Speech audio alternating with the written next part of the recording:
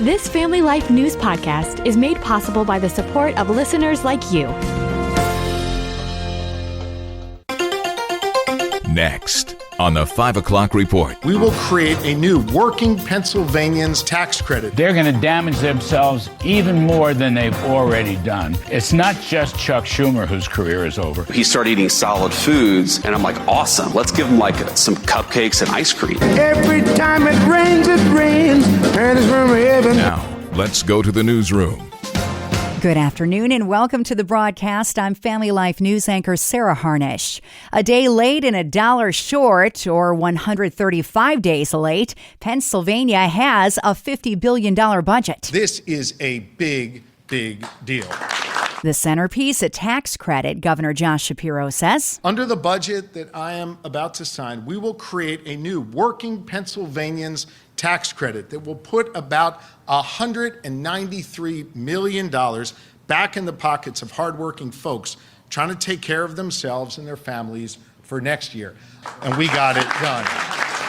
That tax credit will benefit 1 million Pennsylvanians. Eligibility is on a sliding scale, but a family of four making under $34,000 a year would get anywhere from a $200 to a $2,000 tax credit. Shapiro's signature also now means cash can begin flowing again to public schools. Kevin Busher with the State School Boards Association says the budget can't come soon enough for school districts. We've heard from school districts that are saying that start January, they might not be able to open doors. The closure of this budget, I hope, transfers into a conversation about how to make sure we don't do this year after year. Pennsylvania edging out the U.S. government. The House is huddled on Capitol Hill at this hour and sometime tonight will vote to end the government shutdown. White House Press Secretary Caroline Leavitt. Tonight, thanks to Republicans, the White House is very hopeful that this shutdown is going to come to an end. The damage caused with this reckless government shutdown cannot be forgotten. There are still a handful of Democrats that will try to fight it this evening, though the votes are in place to pass. I'd like to see it voted down, and I think we got to go back to the drawing table. I think the American people got a raw deal. I don't think they like the fact that we didn't fight hard enough. We cannot enable this kind of cruelty with our cowardice. That last voice, AOC, Larry Kudlow hosts Fox Business. He says Americans need the government open. He predicts every politician the votes no will be at a crossroads in their political career. They're going to damage themselves even more than they've already done. It's not just Chuck Schumer whose career is over. A lot of their careers may be over if they keep the shutdown going in the House. It's the stupidest thing I've ever seen. I mean, it's just utterly pointless, damaging. This was never about health care. Even if it passes, it won't mean an immediate end to the chaos at the nation's airports. CBS's Carter Evans. Transportation Secretary Sean Duffy has said he's not just going to all of a sudden ramp everything back up to full speed. He wants to make sure that those air traffic control towers are fully staffed to be able to handle the number of passengers so they're not under the pressure that they have been in that caused this whole situation. On the health front, there was a Maha press conference today. In one chair, Bobby Kennedy, and in the other, the Vice President of the United States. They answered rapid-fire questions on the state of American health care. Sometimes there's this attack where people say, well, this or that conclusion is not supported by the science, or this or that conclusion is a conspiracy theory. And science, as practiced in its best form, is that if you disagree with it, then you ought to criticize it, and you ought to argue it against it, but you can't shut down the debate. J.D. Vance shared his struggle as a new dad on understanding nutrition. Our oldest son is 8 years old, and when babies typically eat solid food around 6 months of age. And I remember when he started eating solid foods, and I'm like, awesome, let's give him like some cupcakes and ice cream. And my wife was like, no, let's give him carrots and applesauce here. So she was already thinking about health and nutrition in a way that was frankly kind of foreign to me. He says the U.S. government needs to catch up with what moms and dads already know and are implementing at home. Over at UC Berkeley in California, fallout from a violent attempt by Antifa to disrupt a Turning Point USA event at Berkeley Monday night. One protester was arrested for attacking an attendee attendee entering the event. U.S. Assistant Attorney General for Civil Rights Harmeet Dillon tells Fox News. When a violent mob like Antifa comes and attacks like this, the Joint Terrorism Task Force is going to be looking into this together with the DOJ, my Civil Rights Division, and the FBI, and understand what happened here. This is not a consequence-free situation. Andrew Colvett with Turning Point USA organized the event. The irony is just so rich because they say that our words are violence, but their actual violence is mostly peaceful. This was an absolute coordinated attack to disrupt the event, and thank goodness they failed. Berkeley's president says the violent protesters were not affiliated with the university. The average age of a first-time homebuyer in this country has reached a new all-time high.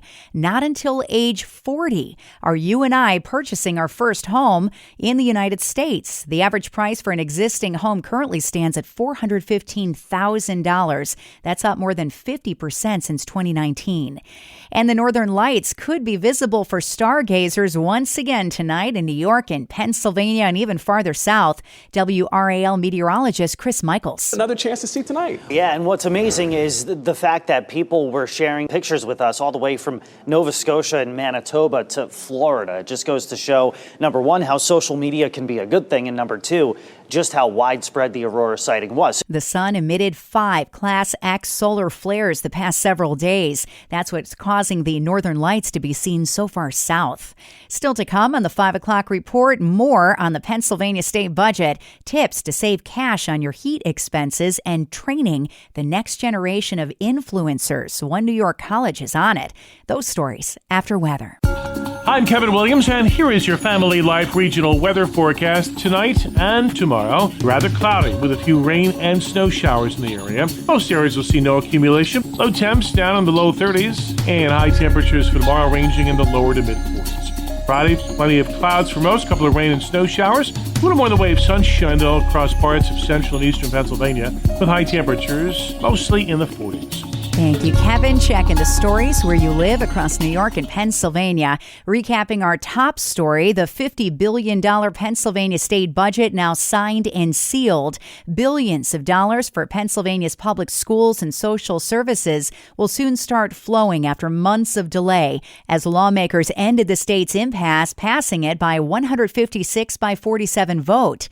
A concession to help seal the deal meant Democrats agreeing to Republican demands to undo a regulation aimed at making Pennsylvania the only major fossil fuel-producing state to force power plant owners to pay for their greenhouse gas emissions. Democrats won't get the amount of money that Governor Shapiro originally sought, but the deal, after weeks of closed-door negotiations, is expected to deliver substantial new sums to public schools and an earned income tax credit for lower earners. It also means the stalemate is over. Governor Shapiro sending a statement straight to Washington ahead of the vote there tonight. It's about finding a way in this divided government to compromise without compromising your values. We managed to do just that. Back home with colder weather outside, energy experts are out with ways to get you more bang for your buck when it comes to home heating costs. Kevin Williams with the National Grid says every degree you can turn down your thermostat can save you up to 3% on your heating bills. Most of the time it's between 70 to 72 degrees.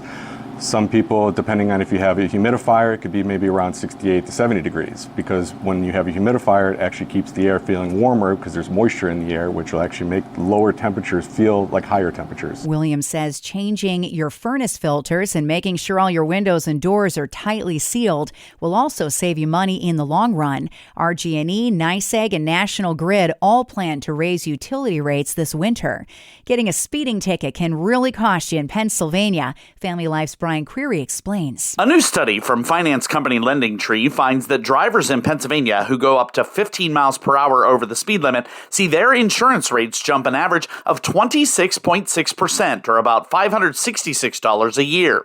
That ranks 9th highest in the nation. The state also adds 3 points to your license for that infraction. Younger drivers see even bigger hikes, as much as $1,200 annually. New York ranked near the bottom in terms of rate increases, with drivers seeing seeing an average increase of 13.4% for speeding violations. Brian Query, Family Life News. Training to be an influencer. 7 in 10 teenagers today visit YouTube on a daily basis, and one major education institution in central New York wants to capitalize on that. Syracuse University is building a new school to help students create content for the digital age. Mark Lodato with the Newhouse School of Communication. This is something that was overdue in our country, and we're glad to have the leading position and be able to bring these opportunities to our students. The Center for the Creator Economy will open next spring at Syracuse.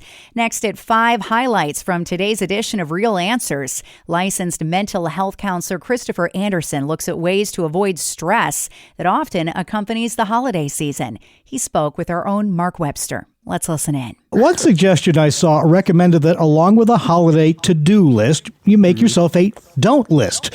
Items like not feeling you have to have a perfectly clean house, baking enough cookies for an army regiment, just over-obligating yourself to so many different things. Sure. That's a great idea, actually, a holiday don't list. But I think really sitting down and say, what do I really want to make sure I incorporate into my celebration? And then what, like you said, what don't I want to incorporate? And then those things that you want to do, don't wait to the last minute. Sit down, get a calendar out, plan things out, look at when you've got some free time. And I know that's asking a lot, for a lot of folks. But when do you have that free time that you can, let's say, for example, the next day we have in the 50s, and I think it's coming up here in the next week or two. Please. Can you get up and put stuff up outside instead of waiting until it's another snowstorm in early December to get out and put up decorations?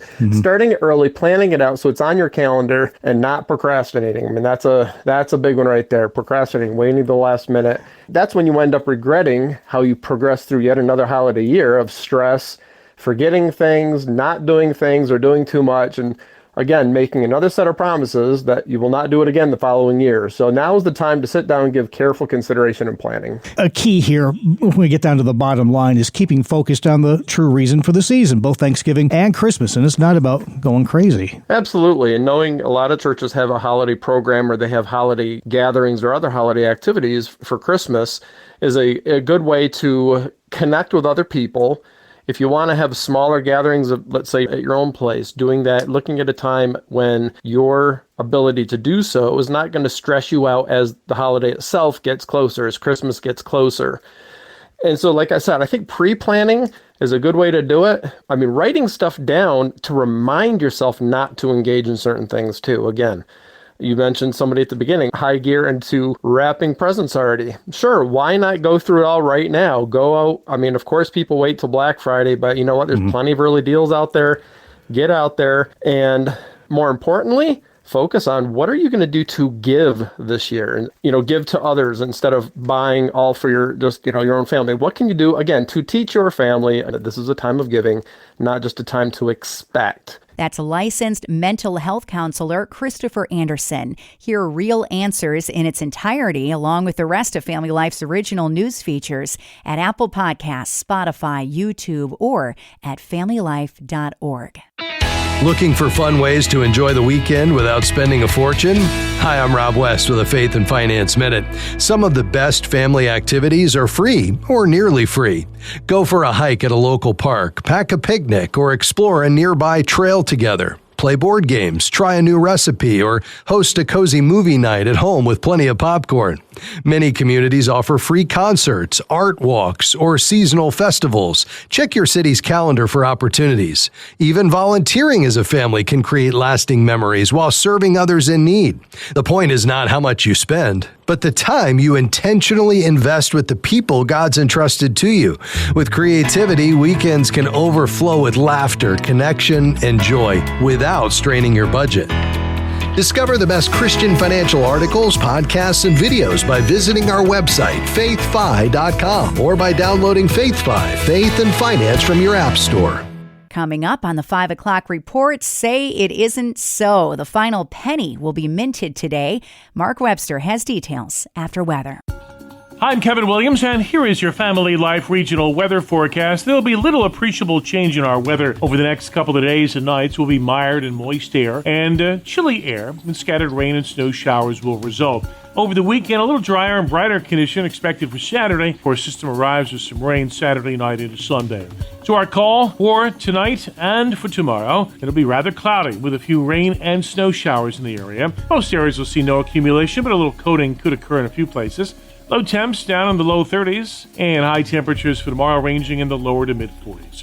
Friday, plenty of clouds for most, couple of rain and snow showers. A little more in the way of sunshine, though, across parts of central and eastern Pennsylvania, with high temperatures mostly in the 40s. Thank you, Kevin. Finally at 5, today is the end of the line for an iconic coin. Family Life's Mark Webster. Penny for your thoughts? The U.S. Mint will make pennies no more. And every time it rains, pennies from heaven. Yeah, penny production ending today. The U.S. Mint's been churning them out since 1792. President Donald Trump decreed pennies kaput in February, owing to the fact that it now costs almost a nickel to produce each one. They stopped being all copper in the early 1980s. Modern pennies are copper-clad zinc. Pennies will remain legal tender, and they're not likely to disappear anytime soon. After all, there are still about 300 billion pennies in circulation. Pennies from heaven, for you and me. Mark Webster, Family Life News. And that's the world that we live in for Wednesday, the 12th of November. I'm Sarah Harnish, and this is the 5 o'clock report on Family Life. Thank you for listening to this Family Life News podcast. If you've been encouraged by what you've heard, please share it with others and click the subscribe button to automatically receive future episodes. Family Life is a listener-supported ministry. Podcasts like this are made possible by your financial partnership. Find out more at familylife.org.